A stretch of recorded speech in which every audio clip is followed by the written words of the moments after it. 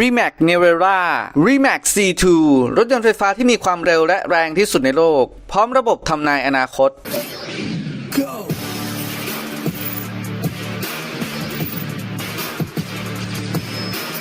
ขอต้อนรับเข้าสู่ Neotech Thailand ช่องที่จะแนะนำข้อมูลข่าวสารด้านเทคโนโลยีและเรื่องราวดีๆมาให้ทุกคนได้ชมกันแล้ววันนี้ทาง Neotech Thailand นะครับก็จะพาทุกคนไปรู้จักกับรถยนต์ไฟฟ้าอีกหนึ่งรุ่นนะครับนั่นก็คือ Rimac C2 หรือว่า Rimac Concept 2 รถยนต์ไฟฟ้าที่เร็วและแรงที่สุดในโลกในปัจจุบันซึ่งก่อนหน้านี้ทาง Neotech Thailand ก็ได้ทำคลิปเกี่ยวกับการรวมรถยนต์ไฟฟ้าที่เร็วแรงที่สุดในโลกแล้วนะครับและก็ได้ให้ข้อมูลของรถยนต์รุ่นนี้เป็นข้อมูลคร่าวๆเท่านั้นวันนี้เราจะมาทำความรู้จักกับรถยนต์รุ่นนี้กันมากขึ้นมาดูกันว่านอกจากความเร็วแรงที่สุดในโลกแล้วจะมีอะไรที่น่าสนใจกันบ้างสำหรับ Rimac Automobile นะครับก็จะเป็นบริษัทสัญชาติโครเอเชียที่ถูกก่อตั้งในปี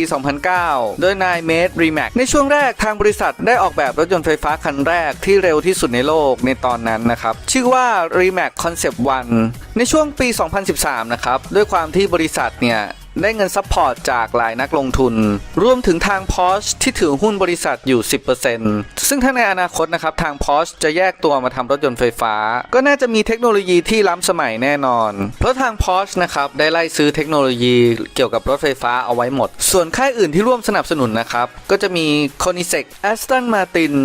Jaguar Land Rover Renault Siemens ซึ่งบริษัทเหล่านี้นะครับก็ได้เข้ามาร่วมกันสร้าง Rimac Concept 1 ด้วยครับสำหรับ Rimac Concept 1 นะครับก็จะผลิตออกมา 8 คันซึ่งทั้ง 8 คันนี้นะครับก็ขายให้กับกรรมการของบริษัทหมดหลังจากนั้นทาง Rimac นะครับก็ได้ผลิต Rimac Concept S ในปี 2016 อีก 2 คันและมาถึง Rimac Concept 2 นะครับหรือว่า Rimac C2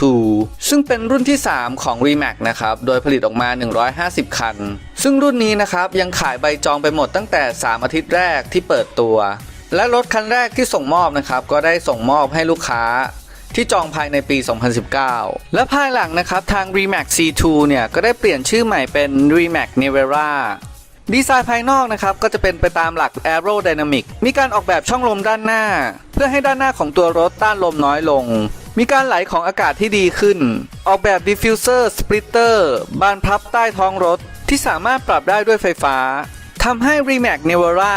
จัดการกับ Aerodynamic จาก High Downforce ไปเป็น Low Drag แรงฉุดต่ำเพื่อให้เหมาะสมกับลักษณะการขับสามารถเลือกได้ว่าจะขับในโหมด Low Drag ลดแรงต้านค่าสัมประสิทธิ์เหลือเพียง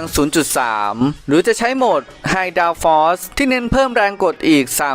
326% พร้อมจัดระบบอากาศให้สามารถระบายความร้อนในส่วนต่างๆได้เพิ่มขึ้นถึง 30%ตัวถังทำจากคาร์บอนไฟเบอร์ทำให้ได้เปรียบเรื่องความเบาจัดวางตำแหน่งแบตเตอรี่เพื่อให้ได้ศูนย์ถ่วงต่ำมิติของตัวถังนะครับจะมีความยาว 4,750 มิลลิเมตรความกว้าง 1,986 มิลลิเมตรและความสูง 1,208 มิลลิเมตรระยะฐานล้อ 2,745 มิลลิเมตรน้ำหนักอยู่ที่ 1,950 กิโลกรัมสำหรับ Rimac Nevera ก็ได้รับการออกแบบตั้งแต่เริ่มแรกเพื่อเพิ่มปริมาณพลังงานการดูดซับการชนให้ได้มากที่สุดก่อนถึงตัวห้องโดยสารและมีการสรุปพฤติกรรมของคาร์บอนคอมโพสิตในระหว่างการกระแทกหรือว่าการชนรวมไปถึงการยืนยันการทดสอบเสมือนของทางบริษัทเทคโนโลยีที่น่าสนใจนะครับที่ใส่เข้าไปใน Rimac Nevera ก็จะเป็นการติดตั้งกล้องรอบคันทั้งหมด 8 ตัวเรดาร์ตรวจจับวัตถุระยะไกลอุปกรณ์เลเซอร์ตรวจจับวัตถุระยะไกลเรดาร์ตรวจจับวัตถุรอบคัน 6 ตัว Ultrasonic Sensor 12 ตัว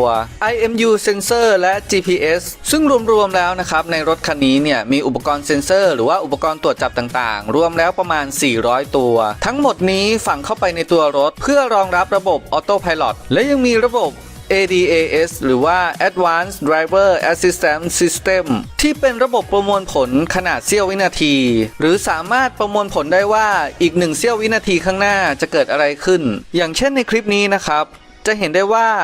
รถข้างหน้าเริ่มออกจากไหลทางระบบ ADAS จะแจ้งเตือนเราทันทีว่าสิ่งที่อยู่ข้างหน้าเราอาจจะสร้างปัญหาให้เราหรือในขณะที่กวางวิ่งออกมาจากป่าและกำลังจะวิ่งตัดหน้ารถในระบบ ADAS จะแจ้งเตือนตั้งแต่กวางทำท่าจะวิ่งมา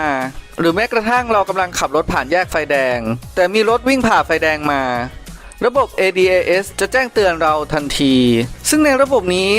รถยนต์ของ Tesla ก็มีนะครับอีกหนึ่งความไฮเทคของ Rimac Nevera ก็จะมี CPU ขนาด 64 GHz หรือเทียบเท่าการประมวลผลของ MacBook Pro 22 เครื่องรวมกันการใส่ชิปเซตประมวลผลขนาดนี้นะครับทำเพื่อประมวลผลการขับขี่ในอัตรา 6 กิกะบิตต่อชั่วโมงเพื่อให้คำนวณระบบต่างๆในการขับขี่ได้อย่างแม่นยำยิ่งขึ้นสำหรับสมรรถนะและพละกำลังของ Rimac Nevera ก็จะมาพร้อมมอเตอร์ที่มีแรงขับ 1,914 แรงม้าให้แรงบิด 2,300 นิวตันเมตรทำความเร็วจาก0ถึง100 กิโลเมตรต่อชั่วโมงได้ภายใน 1.85 วินาทีความเร็วสูงสุดอยู่ที่ 412 กิโลเมตรต่อชั่วโมงใช้แบตเตอรี่ลิเธียมแมงกานีสนิกเกิลเซลล์เก็บประจุได้ 120 กิโลวัตต์อาวรองรับการชาร์จ 250 กิโลวัตต์สามารถวิ่งได้ 650 กิโลเมตรต่อ 1 การชาร์จสำหรับค่าตัวของ Rimac C2 นะครับก็จะอยู่ที่2 ล้าน US ดอลลาร์ถ้าเทียบเป็นเงินไทยตอนนี้ก็ไม่ค่อยอยากเทียบเท่าไหร่เลยนะครับเพราะว่าค่าเงินบาทไทยตอนนี้เนี่ยอยู่ที่ 36.8 บาทต่อ1 US ดอลลาร์ถ้าเทียบตอนนี้ก็ประมาณ